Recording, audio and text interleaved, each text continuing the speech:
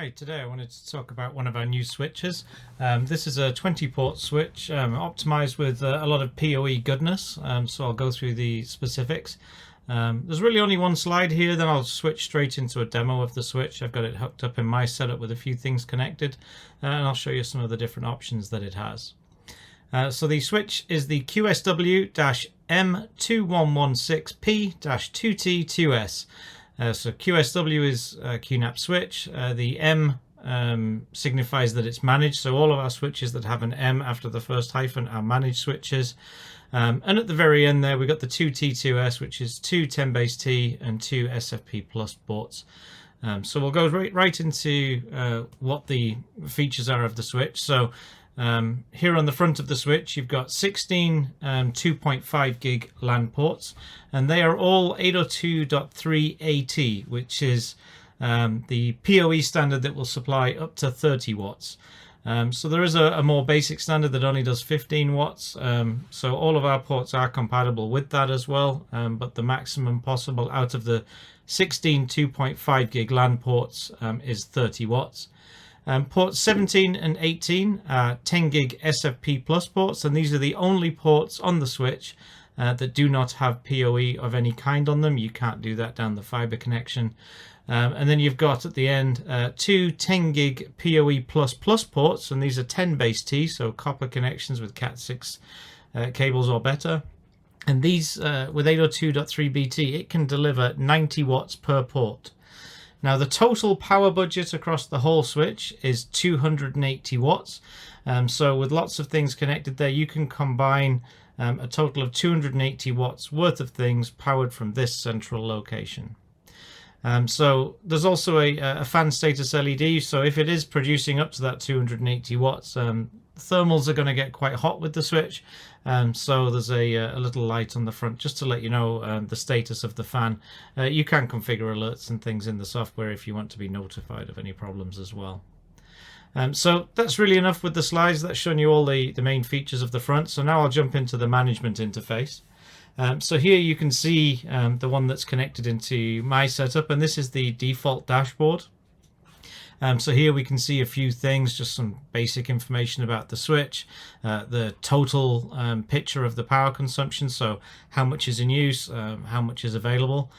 So when you look down the bottom here, you can see the current port power consumption. So this is my sort of live statistics of what's happening with all my PoE devices that I have set up right now. So my PoE devices consists of 5 IP cameras, and 4 wireless access points that I have around the house.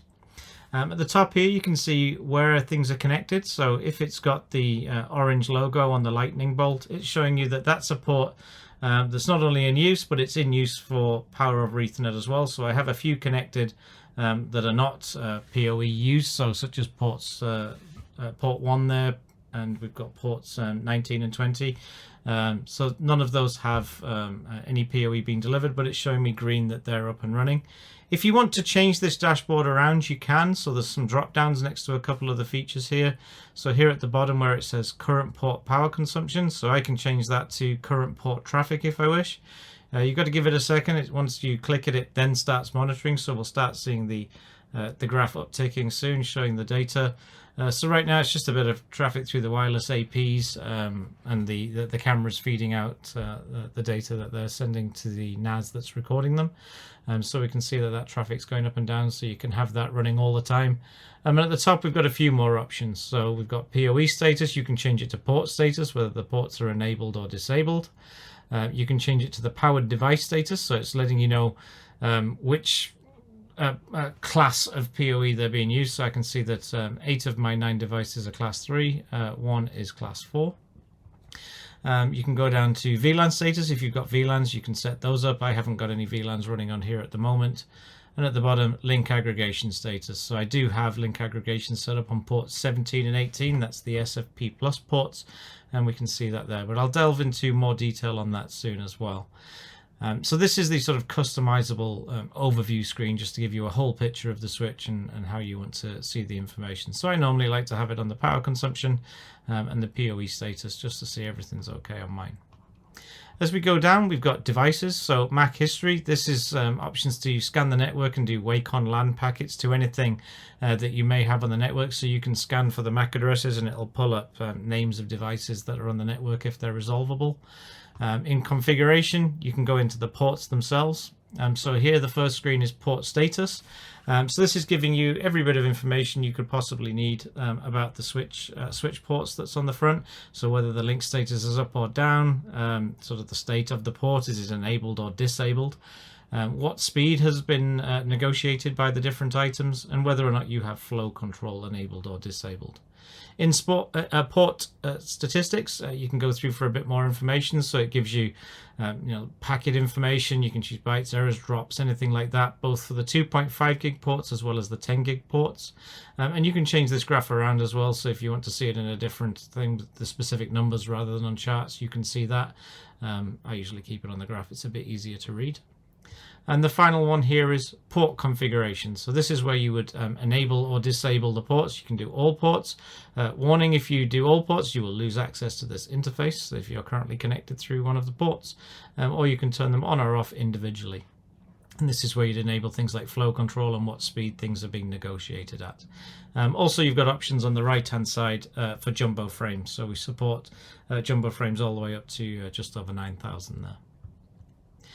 Into the PoE options. So with PoE, you've got the main power consumption for all ports. You can drill down to specific ports if you want in the graph.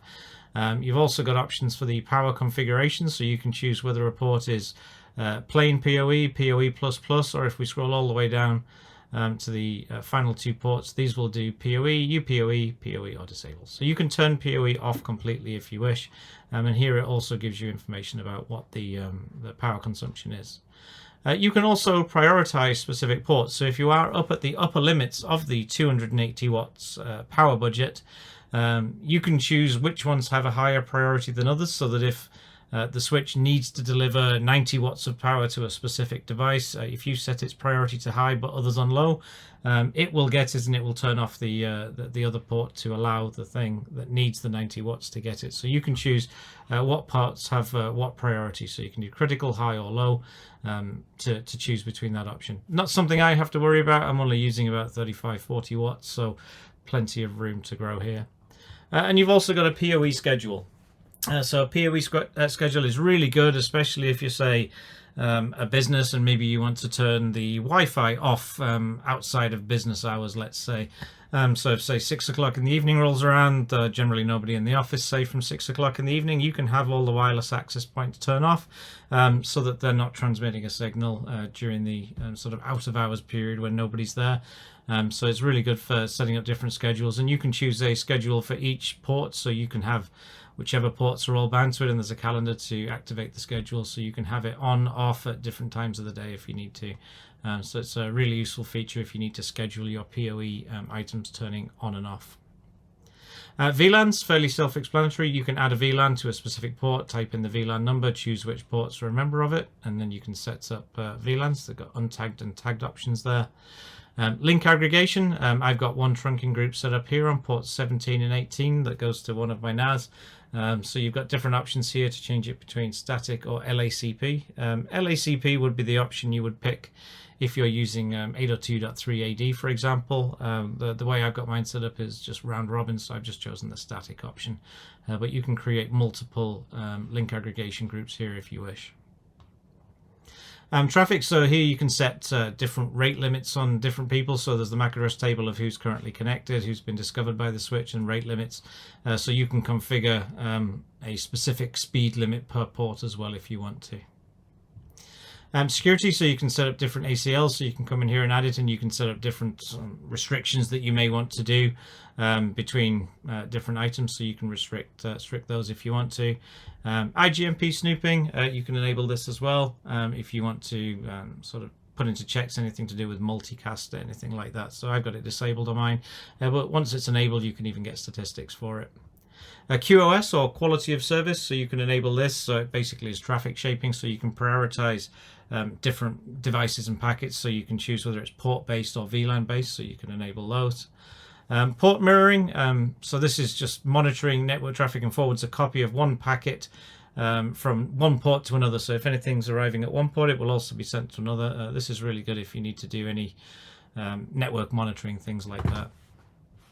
LLDP, which is Link Layer Discovery Protocol. This is a really cool feature to find out different items on your network. So if I turn it on here, we can see the different devices I've got. So I've only got it turned on a few things, so it's picked up one of my Axis cameras and some of my access points that I've got, but it's going to find out the information about them. If they're announcing the LLDP information, this is where you'll find it in the switch. And you've also got loop protection. So if you were configuring your network and accidentally created a loop in the network where they basically would bring the network down, you can have loop protection enabled, and the switch will tell you. So even on the overview screen we were on, if one of the ports was basically turned off for looping, it would have a red light next to it. So it's going to tell you that is the guilty port for the loop, so you can go and investigate where the problem is. In system information, system management, there's a system information section here just giving you a basic overview of the status of the switch. So, temperatures, things like that, what speed the fans are going. In settings, you can set your IP addresses, change your password, configure the time if I'm using a time server here, or you can factory reset the switch. Some good information in the logs, so you can choose which severity level you want. So you can choose this different options, so you can see different items. Right now it's only showing 10 items, but if I change it to 50, for example, we can scroll through and see a lot more information in the logs.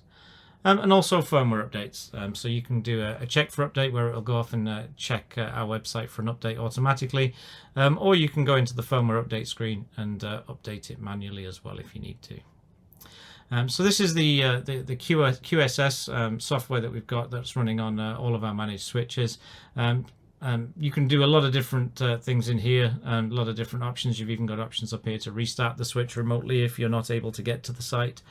So you can change that around, and you've got the manual built in there as well. So you can create lots of different configurations on the switch for your use case. So in general, this would be more beneficial to, say, a business who's got a lot of PoE devices, needs to have a bit of control over the network. For me, it fits really well in my home environment, 2.5 gig networking everywhere. So I'm future-proof for any 2.5 gig devices that I have. And I've also got a couple of 10 gig uplink ports on the end. So if I go back to the port section and look at the port status, if I scroll down to the faster ports at the bottom, ports 19 and 20 are my two NAS. So one's my primary NAS, one's the backup NAS, and the 17, 18 are the 10 gig options, which I've got to a switch that's managing my virtual network. So I've got those bonded together. But as you scroll up the list, currently I've got no 2.5 gig devices detected as connected, because my two 2.5 gig devices are also capable of 10 gigs. So I've plugged them into ports 19 and 20. But it's a really good switch for just anyone that needs a lot of PoE, wants to also at the same time upgrade to 2.5 gig.